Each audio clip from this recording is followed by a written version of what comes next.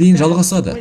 Егер сіз адамдарға білім алудағы негізгі мағынаны ұғындырмасаңыз, олардың өмір сүруінің түпкі мақсатын үйретпесеңіз, онда сіз құбыжықтарды жасап шығарасыз.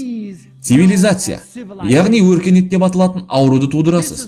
Егер біз білім мен руханиятты бөліп алсақ, білімнің, мағлұмат алудың, оқу мақсаттарының шынайы тамырларын қалпына келтірмесек, ол одан дәрмен нашарлай береді.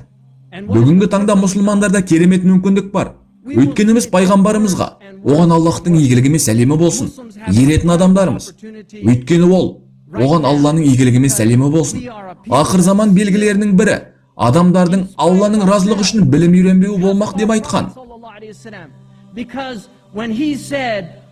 One of the signs of the end of time is that people will study for other than the sake of God.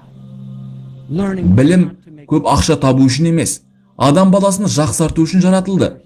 Оқу білім алу үшін емес, Алланың разылығына жету үшін жаратылған.